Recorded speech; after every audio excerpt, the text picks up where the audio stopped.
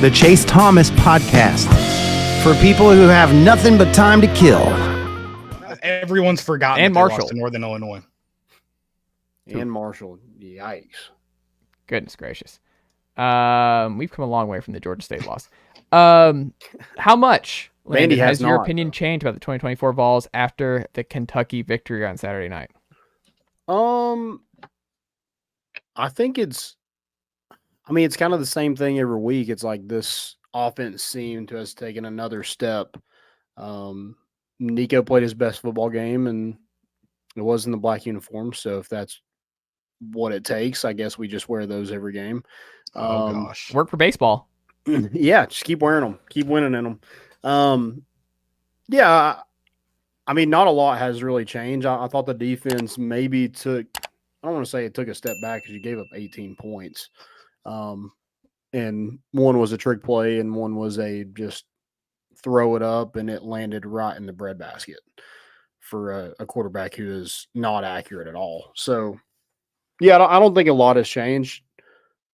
I still am confused about the receivers because if those receivers catch some of those passes that end up being touchdowns, is Tennessee higher in the college football playoff rankings?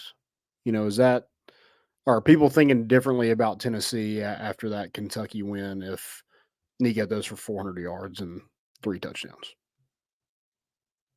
I mean, that was right there. Like Nico, the Chris Brazzell drop early, and then the Chaz Nimrod slant. And the Nimrod one, I because he had a dime catch over there. Like Nico threw him a dart on the right-hand side. So Chaz did both, but I think Brazzell finished 5 targets, 2 receptions, the bad drop, and you're just like, that spot is where, Mike Matthews got a lot more run in this game. He had 27 snaps, Caleb, and he's on ESPN. Great pancake block from Matthews this week. I saw y'all sharing that out at the More Important Issues Twitter account, and it, like, I just the Dante aspect to me is what stands out. Is I think Brew has shown he's solid, but he had some drops and he wasn't great in this game.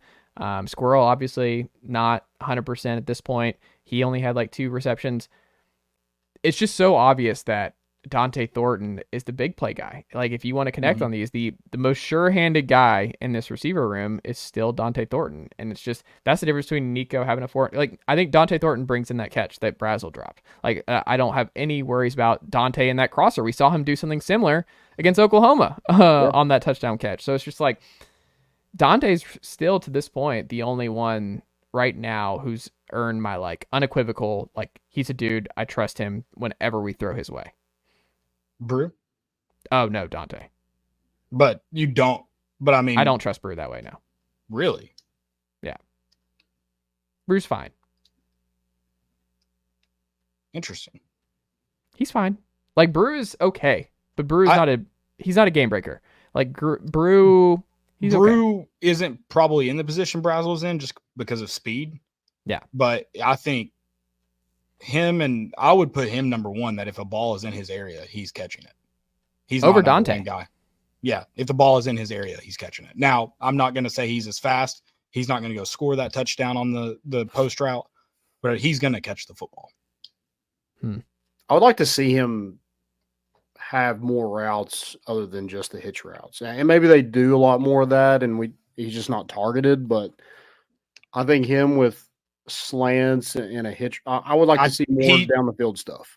I think he is, like, he looks faster than he's ever been. I don't know if it's number 5, but he looks faster than he's ever been this season.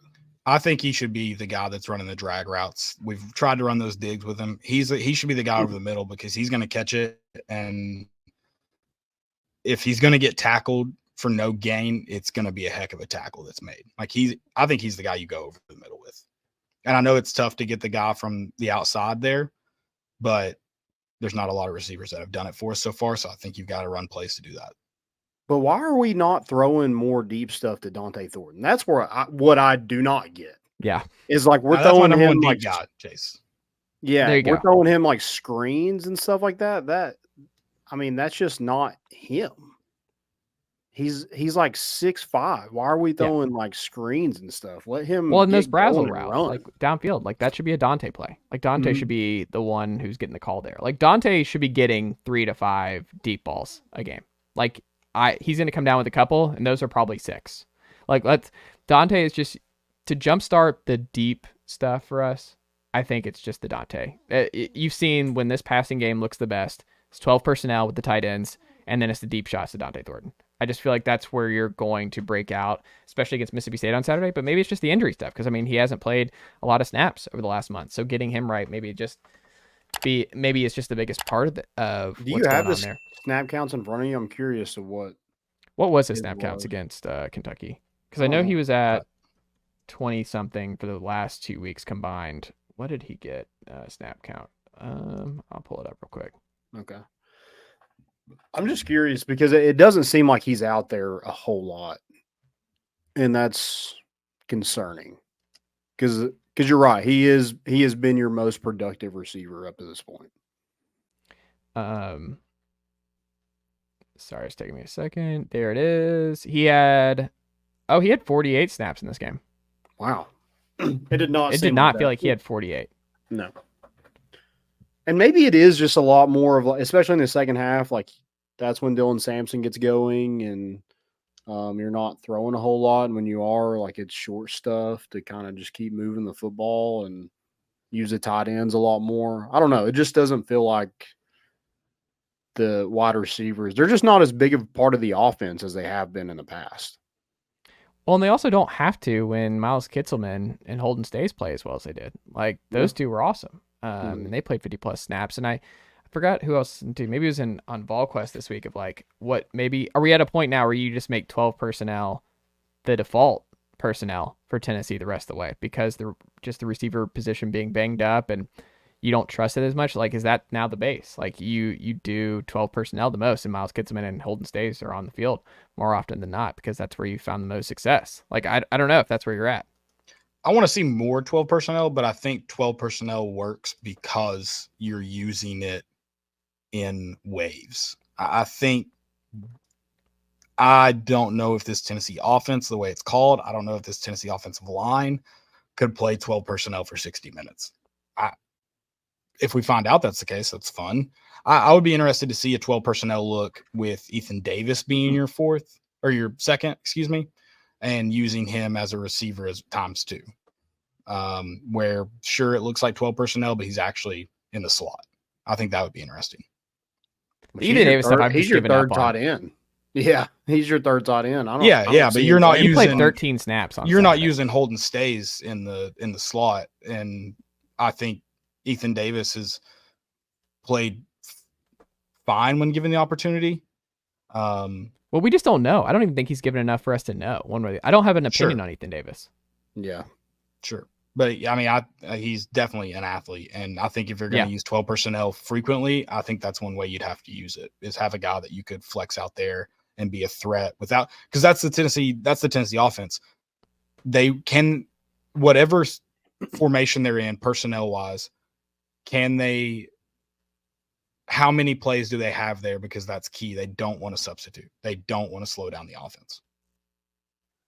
I mean, Ethan Davis is the one who makes the most sense, especially in the slot. What are you talking about? They did an even split of Chaz and Squirrel. They both played like 25 snaps in the slot on Saturday. So the way Mike Matthews is blocking, put him in the slot and let him block some in 12 personnel, whatever you got to do.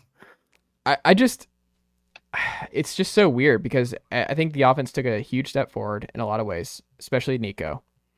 I think the offensive line's fine. I think the offensive line is Landon mentioned like where are these wide receivers at? I think that's I think we're not asking that if the 2 balls are caught, Brazel and I think I'm still asking that. I think it changes your outlook on the game a lot. Well, I mean, I think it changes people's outlook on Nico, but I think I was already pretty positive on Nico in this game, and I think it was his best game as a ball. I just look at it in terms of like, even if Brazel comes down with that or Nimrod comes down with that, it's still, to me, I'm like, I still have no idea how they're going to handle this rotation because then it muddies the waters with Squirrel potentially if Chaz comes down with that and has that kind of breakout game. Like, what does that look like? He's banged up, Brew's banged up, Dante's banged up. Brazel still has some. I don't know. Like to me, I just think it's gonna. I'd be pulling whatever hair I have left out if I was Kelsey Pope trying to figure out what the right mixture is. Because I mean, we saw with Golish in 21 where he was like, "Nope, we're going to 3. We're going to Vilas, Javante, and Brew. That's it, and Tillman, and that's it." Yeah. But I mean, I think if Nimrod doesn't catch that one, or if Nimrod does catch that one, the rotation looks weird, but you're like, oh, well, maybe we found one guy there. Maybe. And then you're not questioning where, you're not. I mean, I'm wondering where Dante's at a lot too, but if Brazel can come down with some of these catches, I'm not wondering as much. Yeah. I just think you're overthinking Dante. Just throw it up to Dante. Sure. Like, let Dante let's just see what happens. And more good things happen when Dante Thornton is throwing the football. Yeah, there's just too many drops for me to like. You say you're so deep, but why is there so many drops and guys not playing if you're that deep? I do love that I feel like there's a lot of guys playing. You're wondering why some guys are playing and some guys aren't getting as many snaps. I just like that it's not last year where it's like, man, our corner's stuck, but we're not even going to give the guys behind them an opportunity. At least there's guys being put on the field. That's still not in corner. Corner, they're playing 3. Well, they're good this year.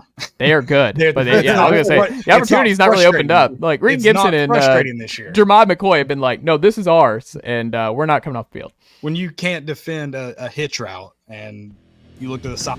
Nicely done, nephew. The Chase Thomas Podcast. Hell yeah.